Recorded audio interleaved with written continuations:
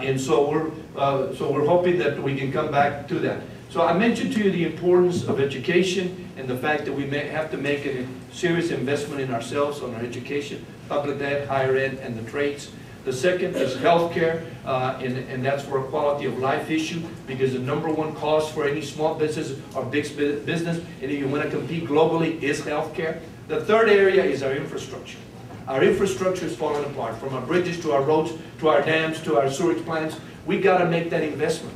If we had just taken 200–300 billion of the 700 billion and put it into our infrastructure, you could have at least seen some results after 10 or 15 years, versus you might be pumping that money into a sinkhole. And so it's important. The infrastructure development is great for the next 2 generations. Look at what they did in the 1930s and 1940s. Alamo Stadium, it has been serving our community for the longest time. Part of the Riverwalk started during that period of time. Municipal Auditorium, those facilities that have been there, that were during that time to create jobs, but also an investment in infrastructure creates the next generation of apprenticeship people that we need for the trades. So not only education, not only public ed, not only infrastructure investment, but we also need what I would call all these areas an investment in ourselves, because we cannot afford. You personally cannot help your neighbor if you're hurting.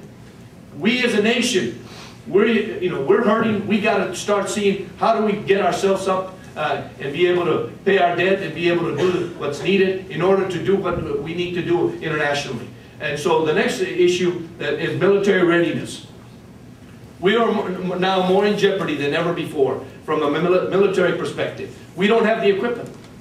We have 1/3 of the equipment necessary to defend this country. Most of our equipment right now is in the Middle East. And they say that for every year that it's there, it's like using it 7 years. So that we've been there this is the longest war that we've had, I think, in recorded history. So 7 years times 7, you figure it out, those vehicles are equivalent to 40 years old, 47, 49 years old. And so we're going to have to make that investment in terms of our into our military readiness. The fifth is energy dependency. Every candidate for president, Democrat or Republican, with the exception, I think, of one maybe, has always talked about energy dependency.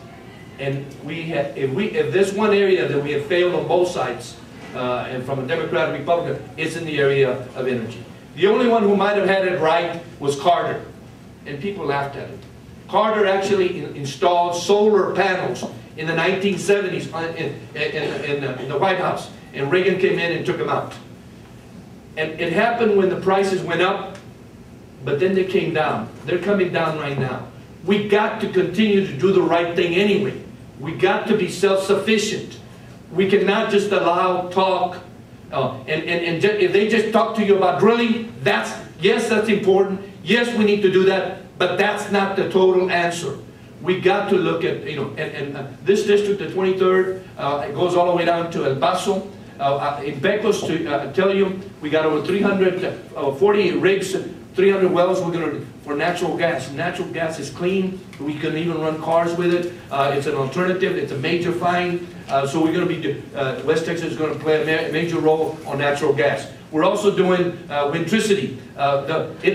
Texas is taking the lead in wind energy. The ironical thing about it is that all those things you see are built in Europe. We're not building anything here anymore. So we got to be coming back to those basics. But windtricity is important. The other one is biofuels and algae. I just funded a group with A&M on algae that can produce oil, and it's in West Texas also. There's an olive tree, and some of these is research, but that's what we got to do. There's an olive tree, they've got the possibility, they say that maybe from 500 gallons per acre to 2,000 gallons per acre for diesel fuel. And at $5 right now a gallon per, it's pretty good. And so there's some options there for a variety of others. We passed a farm bill that allows for some possibilities in that area. We came back and re-looked at it again because on the corn, and we lowered a little bit on the subsidies because we know it also hit the value of the tortilla, and we can't allow that to happen. So we're going to make mistakes as we go, but we got to keep looking at those options. We also passed the first energy bill that has been passed since I've been out there. It allows for 15% renewables to look at a variety of things that are viable down there. And yes, if you hear anything about drilling, every single president, including this president, had a moratorium on drilling up to the time when it became a big issue 2 weeks before the August break. He had a moratorium on drilling. His dad had it, Clinton had it, and it goes down the list. They all have had it. And so, not only is it important for us to drill, but it's also important for us to do the refineries. We haven't had a refinery built in the last 30-something years. So we are looking at building, I know they're looking at a refinery in West Texas also.